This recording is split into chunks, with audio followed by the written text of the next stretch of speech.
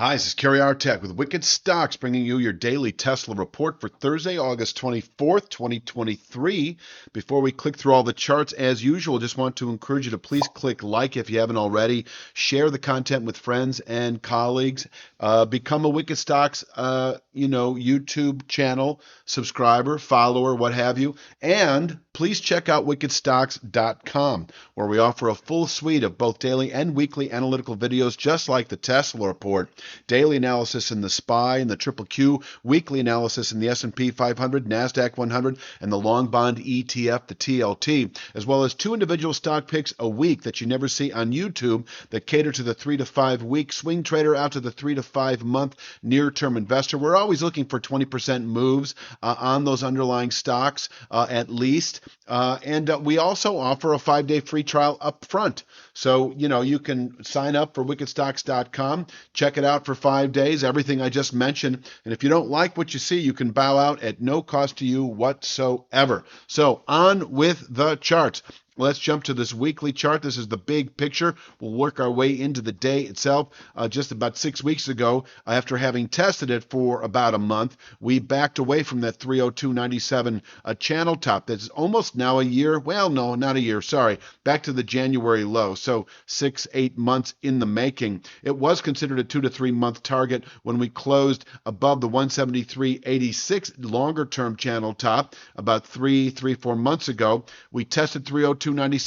After testing 302.97, I'd been mentioning how the channel bottom that is presently at 215.41 should be considered attainable within a month or two of testing the 302.97 channel top. And that is exactly what has played out. And we bottomed out at that channel bottom. I can show the daily chart here. This is really sort of it kind of breaks it down into the 2 to 3 week time horizons. 216.53 is the daily version of that channel bottom that we find at 215.41 on the weekly chart. We tested it last Friday, at the time mentioning how we could come off of 216.53, not only through September, but even perhaps through the rest of the year, and above which, yes, we can, reclaim lost ground and claw our way back to the 302.97 channel top over the next several months. And that is kind of the big picture time frame. So holding above 216.53, the rising channel top that is presently at 302.97,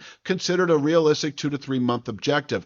On the way up, I have like a 2 to 3 week objective right now in this narrowing zone of speed line resistance that is presently between 259.47 and 264.98.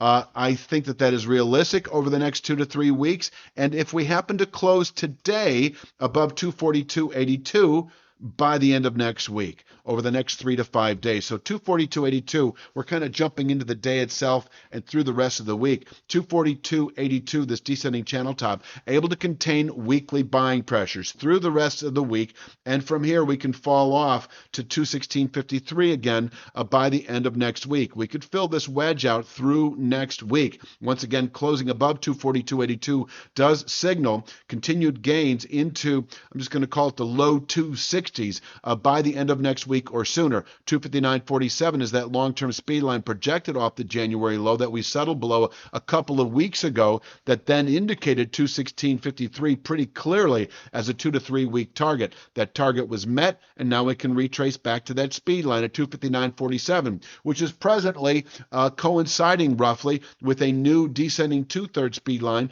that is based on the July high against the more recent low from last week.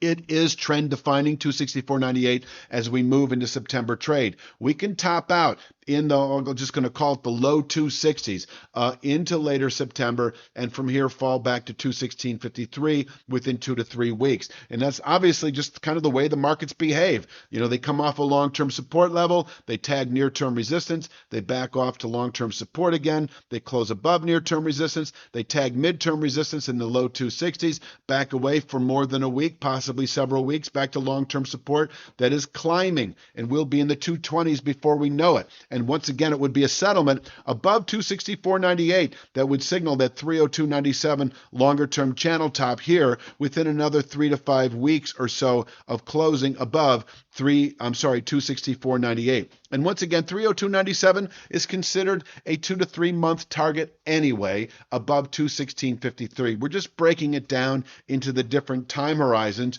which is a valid, necessary, in my opinion, approach. So here we are, 242.82. Let's see if we can zoom in a little bit on that for the day, and I will take a look at the intraday support levels. 242.82, preceded by 240.70. This is an area, this is that low from late June with some soft pivot point quality, decent day trade level for aggressive day traders, but really holding above the upper 220s. I do think 242.82 is likely today, where we can top out once again through next week. And once tested once again, we can back away to 216.53 by the end of next week.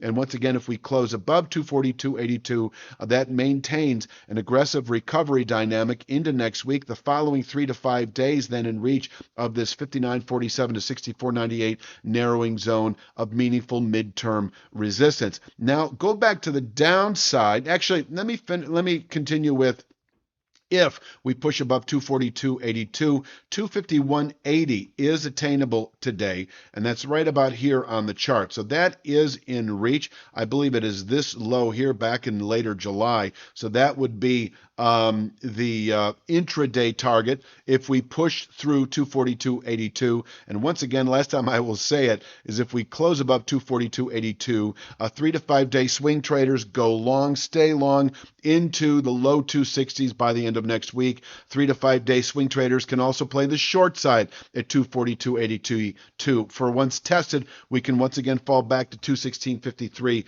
by the end of next week within 3 to 5 days. Now for the downside, I'll just mention that holding below 242.82, it is sort of the ceiling now for the rest of the week. Holding below it allows this market to ease back to 228.24 today. But I also want to show you, there's the low of the high at 229.55. There's also a 3/8 downside Fibonacci over the last 4 or 5 days, all in that same vicinity. I don't care whether you pick 229.55 or 228.24. I will say the market pivots south into later day if we break or open below 228.24, and I will say to 223.23, not shown here, but it's right about here on the chart. If we break 228.24, 223.23 is a downside 5/8 Fibonacci over the last 4 trading days. It can contain session weakness. Tomorrow, if we test it today, tomorrow it becomes an intraday support level only, because it's not the kind of level 223.23 that you would stick your neck out as a 3 to 5 day swing trader picking a bottom. I do think that if we close today below 228.24, and obviously also below the low of the recent high, that the long-term support area that is still at 216.53 is likely tomorrow, actually. I do think, once again, I will say it, that if we close today below 228.24, that we should tomorrow, that is Friday, last day of the week, retest 216.53, where once again we can bottom out through September, through the rest of the year, and above which 302.97 remains a 2 to 3 month target. Last thing I'll say is that if we do close below 216.53, and that would be tomorrow, actually, I'll just mention that if we close below 215.41 on the weekly chart by a 1% margin, I have it right here all week long, 213.25 Friday settlement or lower, the market sets up for another 2 to 3 week sell signal that should yield 200.55 by the end of next week, and this 180.76 long-term speed line within 2 to 3 weeks of closing below 216.53. But we're not there yet. I don't expect it, but I will leave you with, let's see, what is the best image? I think this is a good one for the day. This shows our ceiling through the rest of the week at 42.82, and also our upward pivot point into next week above 242.82. I'm going to leave it at that for Thursday's Tesla. Please click like, share, subscribe, and check out wickedstocks.com. I'll be back tomorrow with Fridays. You have a great evening.